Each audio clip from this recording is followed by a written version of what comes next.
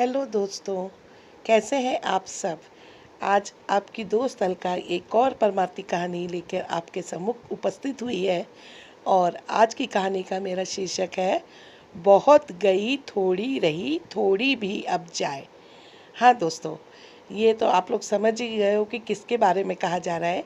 यह हमारी ज़िंदगी के बारे में कहा जा रहा है, जो कि आधी से ज़्यादा कि ये पल पल बीतती जा रही है। हमारी ज़िंदगी, हमारी सांसें जो कम होती जा रही है और बहुत गई थोड़ी रही, मतलब अब इतनी थोड़ी रही है ये तो परमात्मा ही जाने, लेकिन और वो भी चली ही जा रही है। तो आज की कहानी मेरे इसी के ऊपर आधारित है। तो मैं शुरू करती हूँ कि एक राजा बड़ा कंजूस था। अपने धन से ना वो खुद सुख भोगता था और ना ही अपने लड़के को ही सुख उठाने देता था, और ना अपनी जवान लड़की का विवाह की ही उसको चिंता थी। एक बार की बात है, एक नटनी नटनी दोस्तों जो लकड़ी के ऊपर डांस करती है, ऊपर दोनों खंबे दोनों साइड लग जाते हैं और उसके ऊपर एक बांस लगा देते हैं, और बांस के ऊपर जो डांस करती है उसको नटनी कहते हैं। और ये जनरली राजस्थान में ही ये डांस बहुत प्रसिद्ध होता है। तो वो नटनी दूर देश से आई और राजा से उसने प्रार्थना की। क्या प्रार्थना की कि मेरा काम देखिए। राजा ने कहा किसी दिन तुम्हारा काम कराया जाएगा। उसे आशा बन गई कि भाई राजा मेरा काम देखेगा तो मुझे बहुत सा इनाम देगा, और वो उस नगर में ही ठहर गई। इंतजार करते करते उसे बहुत दिन हो गए। जब कभी राजा से प्रार्थना करती तो उसको यही जवाब मिलता, ठहरो फिर तमाशा कराया जाएगा। एक दिन उसने वजीर से कहा, हमको साफ जवाब मिल जाए तो हम किसी और नगर में जाकर अपनी जीविका ढूंढे, क्योंकि उनकी जीविका जो होती है वो नटनी का डांस करके ही वो अपनी जीविका चलाते हैं। तो उसने वजीर से कहा कि अगर हमको राजा सही सही बता दे कि वो देखना चाहेंगे कि नहीं चाहेंगे, नहीं तो हम दूसरे देश में जाके अपना डांस दिखाएंगे। वजीर ने राजा से ये बात कही, इसका आप तमाशा देखिए, हम लोग मिलकर उसको कुछ दे देंगे, आपको कुछ नहीं देना पड़ेगा। अगर ये इस नगर से खाली गई तो बड़ी बदनामी होगी। राजा ने कहा, अच्छा आज रात को हमको तमाशा दिखा दो। तैयारी की गई और तमाशा हुआ। जब तमाशा करते करते 2 घड़ी रात रह गई और राजा ने उसे कुछ भी इनाम नहीं दिया, तो दोस्तों उसने एक दोहा पढ़ा और अपने नट से कहा, यानी कि उसका जो हस्बैंड था उससे उसने क्या बोला, बहुत गई थोड़ी रही थोड़ी भी अब जाए, नटनी कहे सुनियो भरता, ताल में भंग ना पाए। इस दोहे को सुनकर एक तपस्वी से रहा नहीं गया, और जो वो तमाशा देख रहा था, अपना ओढ़ने का कंबल उसने नटनी को दे दिया।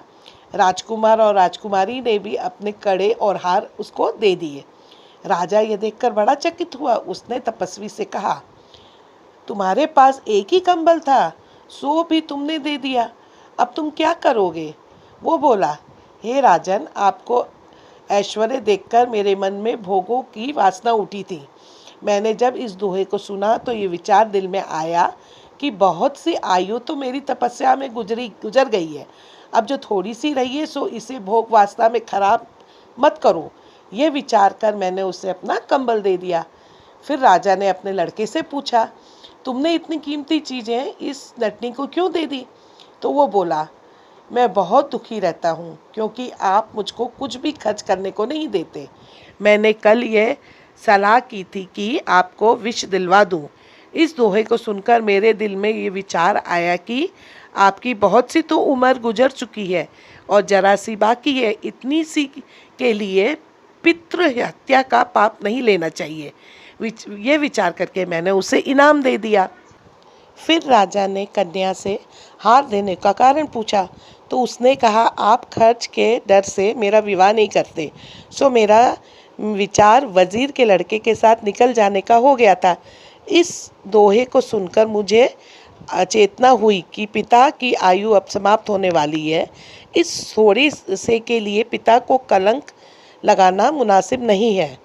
तो हे पिता, इसके दोहे के सबब से आपकी जान और इज्जत बची है, इसलिए आपको चाहिए कि आप इस नटनी को इनाम दें। राजा ने नटनी को इनाम दिया। कन्या की शादी वजीर के लड़के के साथ कर दी और राजगद्दी पर अपने पुत्र को बैठा दिया, और आप ईश्वर की आराधना भजन ध्यान में लगे, क्योंकि ऊपर कही बातें देख और सुनकर उनके दिल की आंखें खुली और संसार से वैराग्य पैदा हुआ। तो दोस्तों, इस कहानी का यही नतीजा है कि जो पिछली आयु हमारी बीत चुकी है, अर्थात जो हमने पीछे की ज़िंदगी बिता दी है, वो तो किसी तरह वापस नहीं आ सकती, लेकिन जो हमारी बची है उसे हमें व्यर्थ फालतू बातों में नहीं खोना चाहिए और बुद्धि से काम लेना चाहिए और गरीबों, असहायों और सबकी जो है हेल्प करके अपने परलोक को सुधारने की चिंता करनी चाहिए। ये जो काल है, ये हमारे मुंह फाड़े हुए घात लगा के बैठा है और कब हमें ये नहीं मालूम कि कभी हमें निगल ले। अगर ये मौका हम खो देंगे तो 84 लाख योनियाँ हमें भुगतनी पड़ेगी। ये बाकी उम्र भी यूं ही गई तो फिर अंत समय पछताना पड़ेगा और कुछ हाथ नहीं आएगा। उधर ये सब देखकर नर्तकी ने सोचा, मेरे एक दोहे से इतने लोग सुधर गए, लेकिन मैं क्यों नहीं सुधर पाई। उसी समय नर्तकी में भी वैराग्य आ गया। उसने उसी समय निर्णय लिया कि आज से मैं अपना नृत्य बंद करती हूँ और कहा कि हे प्रभु, मेरे पापों से मुझे क्षमा करना, बस आज से मैं सिर्फ तेरा नाम सुमिरन करूँगी। और इस तरह एक एक करके सभी को सद्गुण प्राप्त हो गया। तो दोस्तों, ये थी मेरी छोटी सी इंस्पायरिंग स्टोरी और ये आशा करती हूँ कि आप सबको ये बहुत पसंद आई होगी। और ये इसमें यही बताया गया है कि जीवन बहुत छोटा है, अगर हम इसको अच्छे से जिए तो हमारा जीवन सार्थक हो सकता है, और अगर हम इसको एज इट इज़ लें तो ये व्यर्थ भी हो सकते हैं। तो आप ज़रूर मेरे इस स्टोरी से इंस्पायर हुए होंगे, और अगर हुए हों और आपको मेरी स्टोरी पसंद आई हो तो प्लीज़ आप लाइक कीजिएगा, शेयर कीजिएगा और ज़्यादा से ज़्यादा इसमें कमेंट्स कीजिएगा। इसी तरह की नई स्टोरी के साथ में दोस्तों फिर मैं आपसे मिलती हूँ। तब तक के लिए goodbye, have a nice day.